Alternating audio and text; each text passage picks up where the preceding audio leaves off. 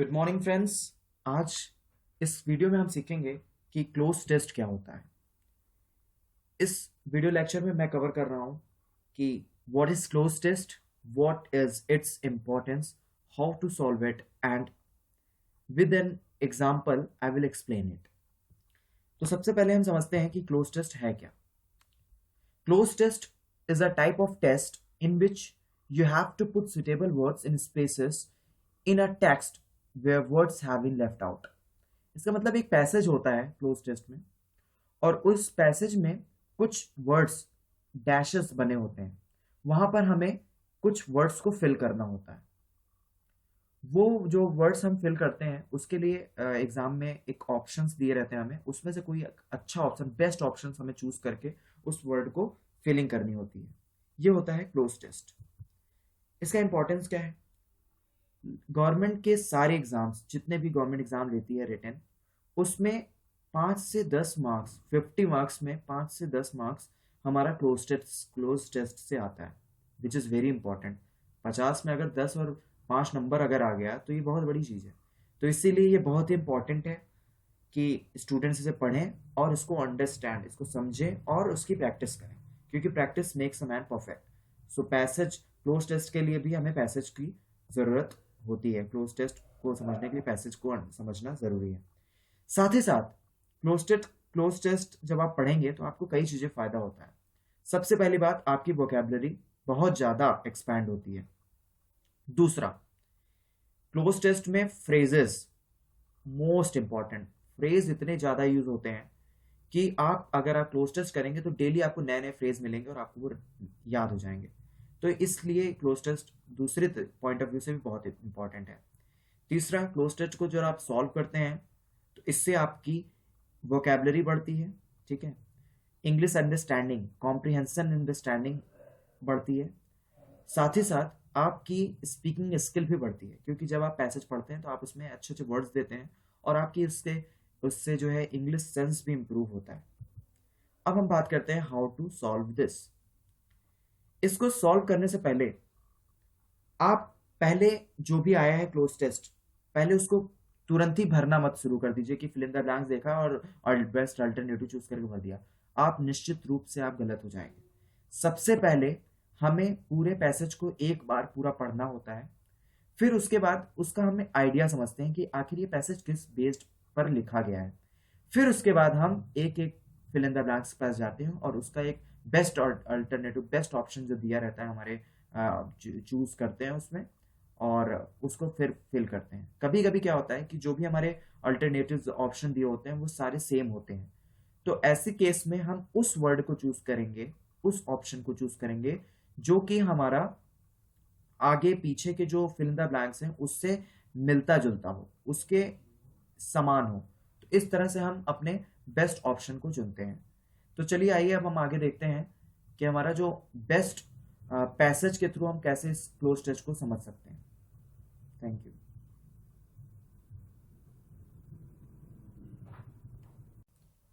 हाँ, तो ये रहा हमारा सबसे पहला एग्जाम्पल जिसके द्वारा हम समझेंगे कि क्लोज टेस्ट को कैसे सॉल्व करते हैं।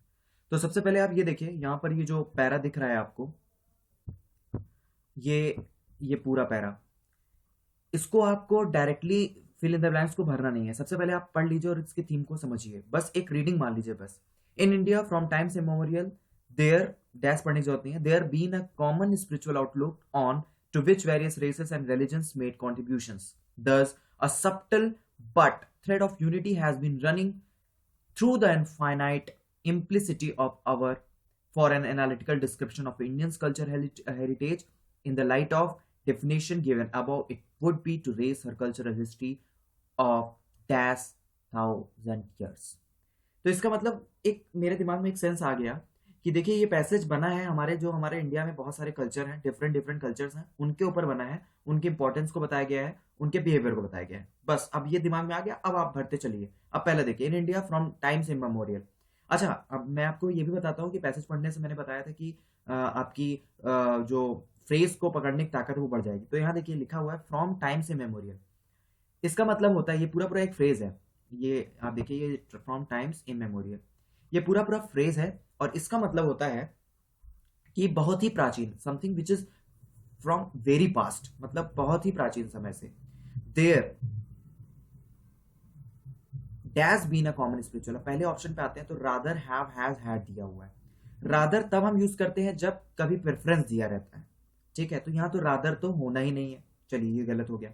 दूसरा आते हैं हैव, हैव तब लगता है जब हमारा वर्ब, जब हमारा जो नाउन या एनीथिंग हो वो प्लूरल फॉर्म में हो।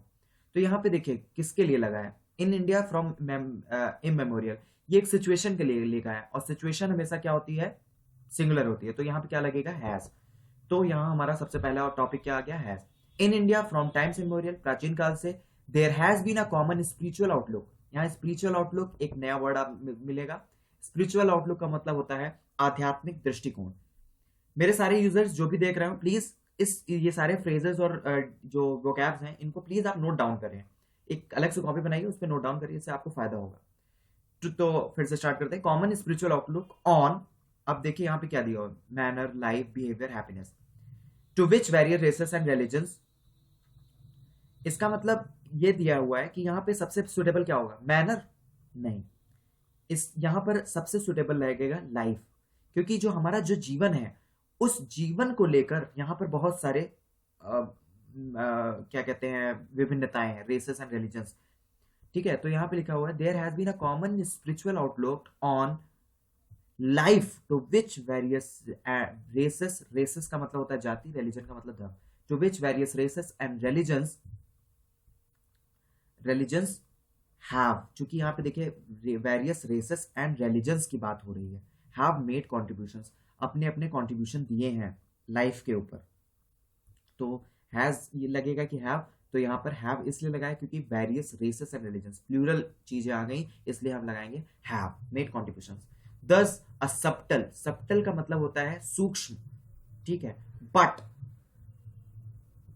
थ्रेड ऑफ यूनिटी, तो आप चौथे पे आइए, यहाँ पे क्या लगा है, strong, sincere, genuine, serious and sincere, तो यहाँ पे आपका क्या होगा, सूक्ष्म तो है लेकिन स्ट्रॉन्ग थ्रेड ऑफ यूनिटी, लेकिन जो थ्रेड का मतलब धागा, मतलब स्ट्रॉन्ग थ्रेड ऑफ यूनिटी का जो यूनिटी की डोर, मतलब एकता की जो डोर है वो बहुत ही स्ट्रॉन्ग है, एंड हैज बीन रनिंग, और जो कि चल रही है, हैज बीन मतलब प्रेजेंट परफेक्ट कॉन्टिन्यूअस, मतलब जो चीजें चल रही हैं, has been running all through the infinite multiplicity of our, यहाँ पे देखिए ऑफ आवर, यहाँ पर क्या होगा, of our that is life, मतलब हमारी जो जीवन है उसमें बहुत सारी मल्टीप्लिसिटी, मल्टीप्लिसिटी का मतलब विभिन्नताएं, अनंत विविधताएं हैं, जो कि ऑल थ्रू, इन सभी के माध्यम से, तो यहाँ पे ऑल थ्रू होना चाहिए, इसीलिए यहाँ पे 5वें नंबर में हम आएंगे और हम किसको टिक करेंगे, ऑल थ्रू। ऑल थ्रू यहाँ मतलब कि इन सभी, इतने सारे धर्म हैं, इन सभी के माध्यम से हमारा जो यहाँ स्ट्रॉन्ग था, इन सभी के माध्यम से हमारा जो जीवन है उस पर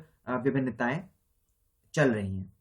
for an analytical description of Indians, अगर हम एक अपने हिंदू धर्म का एक विश्लेषण करें, इंडियंस कॉमन कल्चरल हेरिटेज, अपने जो कल्चरल हेरिटेज का मतलब होता है कि धरोहर, धार्मिक धरोहर, सांस्कृतिक धरोहर, सांस्कृतिक धरोहर, कॉमन सांस्कृतिक धरोहर की अगर ध्यान दें, सातवां मतलब क्या हो जाएगा, कॉमन सांस्कृतिक धरोहर की तरफ अगर ध्यान दें, in the light of, in the light of dash definition above, 8वें पे आते हैं, तो यहाँ पे क्या है, the new a it's new, इसका मतलब क्या हुआ, इन द लाइट ऑफ, अब देखिए इसमें आर्टिकल का यूज होगा, इन the light of the definition given below, क्यों दा लगा, क्योंकि इसमें जो लिखा हुआ है इन the light of the definition given above, जो कुछ भी ऊपर दिया हुआ है, और जहां भी ऐसा रहता है कि जो कुछ भी का सेंस आता है वहां पर हम आर्टिकल का एक नया द का एक नया फॉर्म भी पाते हैं, उस जहां पर भी दा लगा रहा है, द वन, जैसे फॉर एग्जाम्पल मैं आपको समझाना चाहूंगा, the one that I want I got it, मतलब जो कुछ भी मैं चाहता था वो मैंने पा लिया है, तो उसी तरह से जो कुछ भी इन the light of the definition given above, मतलब जो कुछ भी डेफिनेशन ऊपर दिया गया है उस पर अगर हम प्रकाश डालें तो क्या लगेगा, इस तरह से जो कुछ भी का सेंस है, इसीलिए हमने क्या लगाया, द लगेगा। I have it would be dash to trace her cultural history of dash 1000 years, तो यहाँ पर it would be necessary to trace her culture, मतलब ये बहुत ही जरूरी है कि हर, यहाँ देखिए हर, भारत की बात हो रही है, भारत माता है, इसलिए हमेशा कई कंटेक्स्ट में हम भारत को हर की तरह भी यूज करते हैं, हर लेते हैं, तो भारत माता का जो कल्चरल है ये, इसको जो है हमें ट्रेस करना चाहिए, इसको फॉलो करना चाहिए, तो मतलब नेसेसरी है, इट वुड बी नेसेसरी, क्योंकि हमें अपनी संस्कृति को कभी भी नहीं खोना चाहिए। आवश्यकता है, नेसेसरी है। It would be necessary to trace our cultural history of 1000 years।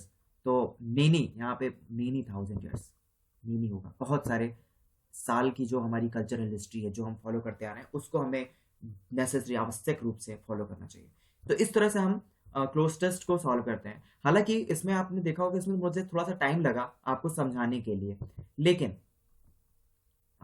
जब आप इसको अपने आप प्रैक्टिस करेंगे तो आप बस एक बार में पढ़ेंगे और आप खटाखट इसका सारा आंसर आप एकदम सुटेबल लगा लेंगे। दोस्तों, ये बहुत इंपॉर्टेंट है क्लोज टेस्ट, इसको जरूर प्रैक्टिस करनी चाहिए। डेली एक पैसेज और क्लोज टेस्ट करना चाहिए, और इससे आपकी इंग्लिश स्पीकिंग भी सुधरेगी, और आपकी वोकैब्स भी स्ट्रांग होगी, और आपको फ्रेजेस की समझ भी आएगी। तो इसके साथ ही ये लेक्चर खत्म होता है। नेक्स्ट वीडियो लेक्चर में हम मिलेंगे एक नए इंग्लिश के टॉपिक के साथ। पैसेज या फिर क्लोज टेस्ट का दूसरा पार्ट भी मैं लेकर आऊँगा। तब तक के लिए धन्यवाद, and happy Deepawali to all of my viewers. Thank you.